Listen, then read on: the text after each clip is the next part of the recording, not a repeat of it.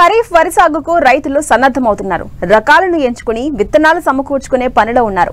ఈ దశలో రకాల ఎంపిక పట్ల రైతులు తగిన అవగాహనతో ముందడుగు వేయాలి. ప్రస్తుతం ప్రాచుర్యంలో ఉన్న పాత రకాలతో పాటు అనేక కొత్త వరి వంగడాలను శాస్త్రవేత్తలు సిఫారసు చేస్తున్నారు. ప్రాంతాలకు అనుగుణంగా వీటి గుణగణాలను పరిశీలించి ఏటా సాగు చేసే సంప్రదాయ రకాల స్థానంలో రైతులు వీటిని సాగు ఎంచుకోవచ్చు. తెలంగాణకు అనువైన వరి వంగడాలు, వాటి విశిష్ట లక్షణాల గురించి ఇప్పుడు తెలుసుకుందాం.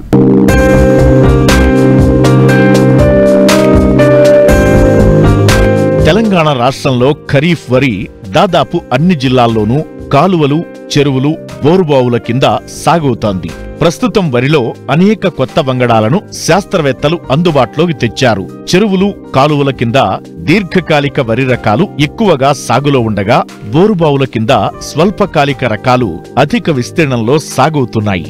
రైతులు పాత రకాలకు స్వస్తి చెప్పి అధిక దిగుబడినిచ్చే నూతన రకాల వైపు దృష్టి సారించాలి. సరైన రకాన్ని సరైన సమయంలో సాగు చేస్తే ప్రతికూల పరిస్థితులను అధిగమించి 50% దిగుబడి సాధించినట్లే. మిగతా 50% సాగులో మనం పాటించే యాజమాన్యంపై ఆధారపడి ఉంటుంది. లేకపోతే ఎంచుకున్న రకం దిగుబడి సామర్థ్యం అధికంగా ఉన్నా ఆశించిన ఫలితాలు రావు. కాబట్టి రకాల ఎంపిక, సాగు చేసే సమయం, పంట కాల పరిమితి అనేవి వరి సాగులో కీలకమైన విషయాలుగా పరిగణించాలని సూచిస్తూ తెలంగాణ ప్రాంతానికి అనువైన మేలైన వరి రకాల గురించి తెలియజేస్తున్నారు రాజేంద్రనగర్ వరి పరిశోధనా స్థానం సీనియర్ శాస్త్రవేత్త డాక్టర్ చంద్రమోహన్. మా రాజేంద్రనగర్ పరిశోధనా స్థానం నుంచి 4 అధిక దిగుబడినిచ్చేటువంటి రకాలను రైతులకు అందుబాటులో ఉంచాము. అందులో ప్రధానమైనది తెలంగాణ సోనా RNR 15048. ఈ రకము పంటకాలము 125 నుంచి 130 రోజులు. మిక్కిలి సన్నగింజ రకము. అదేవిధంగా మన తెలంగాణ రాష్ట్రంలో వానాకాలం మరియు యాసంగిలో సాగు చేసుకోవడానికి అనువైనటువంటి స్వల్పకాలిక అతి సన్నగింజ రకంగా మనము ప్రాచుర్యం పొందింది. ఈ రకము మనం ఖరీఫ్ అలాగే రబీ కాలంలో వేసుకోవచ్చు.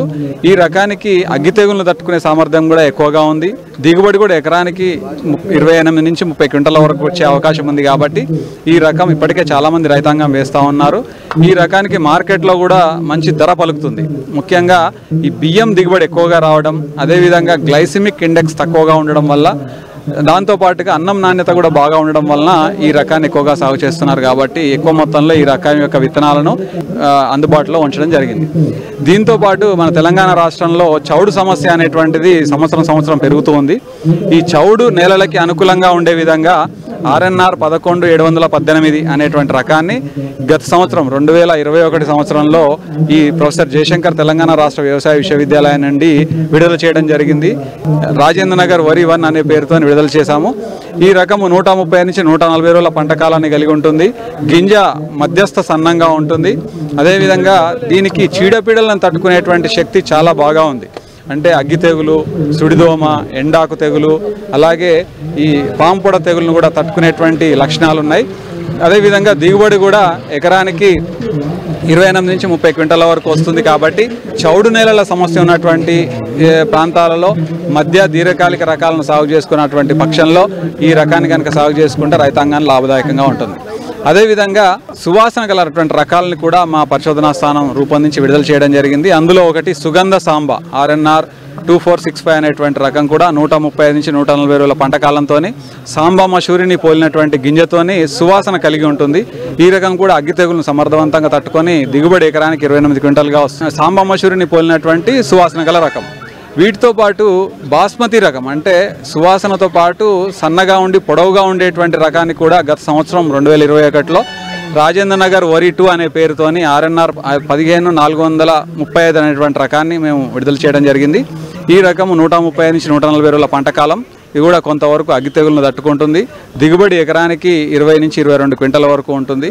అన్నం నాణ్యత బాగుంటుంది. అదేవిధంగా వండిన తర్వాత పొడువుగా అవుతుంది కాబట్టి, అలాగే సువాసన కలిగి ఉంటుంది కాబట్టి మార్కెట్లో మంచి ధర పలుకుతుంది అనేటువంటిది ఒక విషయం. ఇది కూడా మనం సాంబా మసూరికి ప్రత్యామ్నాయంగా మనం సువాసన గల రకాలు వేసుకోవాలనుకున్నట్లయితే ఈ రకాన్ని సాగు చేసుకోవచ్చు.